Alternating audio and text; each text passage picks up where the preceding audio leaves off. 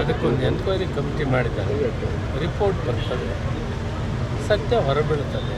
ಅವರೇನಂತ ಕೆಲಸ ಮಾಡಿಲ್ಲ, ಸುಮ್ಮನೆ ರಾಜಕೀಯವಾಗಿ ಇವರು ಇದನ್ನೆಲ್ಲ ಮಾಡ್ತಾ ಇದ್ದಾರೆ. ಕೇಳಲಿ. ವಿಧಾನಸಭೆ ಇರೋದೇನೆಂದರೆ ವಿಷಯಗಳನ್ನು ಚರ್ಚೆ ಮಾಡಿ ಸರ್ಕಾರದ ಗಮನಕ್ಕೆ ತಂದು ಏನೆಲ್ಲ ಆಗಬೇಕಾಗಿದೆ ಅಭಿವೃದ್ಧಿಗೆ ಮಾತಾಡ್ತೀವಿ.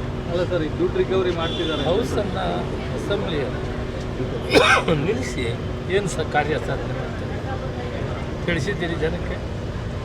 ಏನು 87 ಕೋಟಿ ರೂಪಾಯಿ ಇದೆ, ಈಗ 30ರಿಂದ 40 ಕೋಟಿ ಜಮಾ ಆಗಿದೆ. ಒಂದಷ್ಟು ಫಿಕ್ಸೆಡ್ ಕೂಡ ಇದೆ. ಅದೆಲ್ಲವನ್ನು ವಾಪಸ್ ತಗೊಳ್ಳೋದಕ್ಕೆ ಸರ್ಕಾರ ಕ್ರಮ ತೆಗೆದುಕೊಂಡಿದೆ. ವಾಪಸ್ ಬರ್ತಾರೆ. ತಪ್ಪಿತಸ್ಥರ ಮೇಲೆ ಕ್ರಮ ವಾಪಸ್ ತಗೊಳ್ಳೋದು ಮಾಡ್ತಾರೆ. ತಪ್ಪಿತಸ್ಥರ ಮೇಲೆ ಕ್ರಮ ತಗೊಳ್ತಾರೆ. ಅದನ್ನು ಯಾರೂ ಮಾತಾಡೋಂಗಿಲ್ಲ. ಯಾರು ತಪ್ಪು ಮಾಡಿದ್ರು ಯಾರೂ ಕಾನೂನಿಗಿಂತ ದೊಡ್ಡವರಲ್ಲ. ಅದು ನಡೀತದೆ. ಆದರೆ ವಾಪಸ್ ಬರ್ತಾರೆ. ಸಿಎಂ ಒಪ್ಕೊಂಡಿದ್ದಾರೆ, ಅಕ್ರಮ ಸಾಬೀತಾಗಿದೆ. 87 ಕೋಟಿ ನಿಜ ನಡೆದಿರೋದು ಅಂತ ಪ್ರಕರಣ. ನಾನು ಅದೇ ಹೇಳ್ತಾ ಇದ್ದೀನಲ್ಲ ಹಿಂದೆ. ಈಗ ಈ ವಿಷಯ ಇಡೀ ಎನ್ಕ್ವೈರಿ ಆಗ್ತಾಯಿದೆ. ನಮ್ಮ SIT ಕೂಡ ಇದು ಎನ್ಕ್ವೈರಿ ನಡೀತಾ ಇದೆ.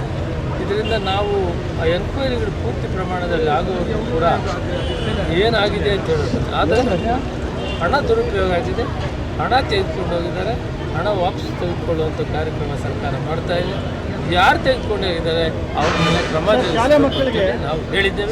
ಸಿದ್ದರಾಮಯ್ಯನವರು ಹೇಳಿದ್ದಾರೆ, ಡಿ.ಕೆ. ಶಿವಕುಮಾರ್ ಅವರು ಕೂಡ ಹೇಳಿದ್ದಾರೆ. ಲೋಕಸಭೆ ಸಂಬಂಧಪಟ್ಟಂಗೆ MP ಚುನಾವಣೆಗೆ ಸಂಬಂಧಪಟ್ಟಂಗೆ ಹೈಕಮಾಂಡ್ಗೇನೋ ಇಲ್ಲಿ ಕೋಲಾರಕ್ಕೆ ಸಂಬಂಧಪಟ್ಟಂಗೆ ದೂರು ಕೊಟ್ಟಿದ್ದಾರೆ ಅಂತ ಹೇಳಿ. ನಿಮ್ಮ ದೂರು ಕೊಟ್ಟಿದ್ದಾರೆ. ಯಾರು ದೂರು ಕೊಟ್ಟಿದ್ದಾರೆ ಅವ್ರನ್ನ ಕೇಳಿ. ದೂರು ಕೊಟ್ಟಿದ್ದಾರೆ. ಯಾರು ಹೇಳಿದಾರೋ ಅವ್ರನ್ನ ಕೇಳಿ. ಮೊದಲಿಂದ ಕೂಡ ನಿಮ್ಮ ವಿರುದ್ಧ ಈ ಥರ ಷಡ್ಯಂತ್ರ ನಡೀತಲೇ ಇದೆ ಸರ್. ಆಮೇಲೆ ಪೂರೈಕೆ ಮಾಡ್ತಾ ಇದ್ದಾರೆ ಅಂತ ಒಂದು ಆರೋಪ ಸರ್. ಈಗ ರಾಜ್ಯದಲ್ಲಿ ಶಾಲೆಗಳಿಗೆ ಕಡಿಮೆ ಗುಣಮಟ್ಟ ಇರ್ತಕ್ಕಂಥ ಅಕ್ಕಿನ ಪೂರೈಕೆ ಮಾಡ್ತಾ ಇದ್ದೀರಾ ಅಂತ. ಇಲ್ಲ, ಅದ್ರ ಬಗ್ಗೆ ಅಸೆಂಬ್ಲಿ ಮತ್ತು ವಿಧಾನ ಪರಿಷತ್ ಉತ್ತರ ಹೇಳಿದ್ದೀನಿ.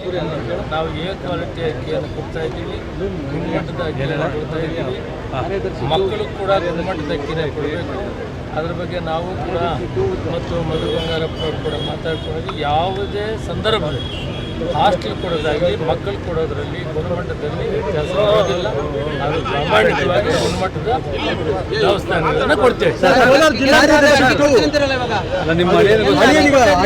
ಕಾರ್ಯದರ್ಶಿ ಹುದ್ದೆ ಹೊಸದಾಗಿ ಸೃಷ್ಟಿ ಮಾಡಿ ಪ್ರಭಾವ ಬಳಸಿದ್ರಿ. ಇವತ್ತು ದೇವ್ರ ಕಾರ್ಯಕ್ಕೆ ಬಂದಿದ್ದೀನಿ, ನಿಮ್ಗೆ ಅಪರೂಪವಾಗಿ ಬಂದಿದ್ದೀನಿ, ನೀವು ಇಟ್ಕೊಂಡಿದ್ದೀರಿ.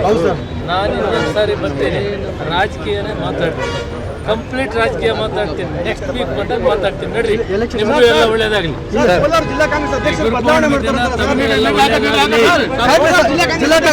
ಬದಲಾವಣೆ ಯಾಕಪ್ಪ ಇಲ್ಲಿಂದೆಲ್ಲ ಹುಟ್ಟಾಗ್ತೀರಿ ನೀವು? ನೆನ್ನೆ ಮೊನ್ನೆ ಅಧ್ಯಕ್ಷ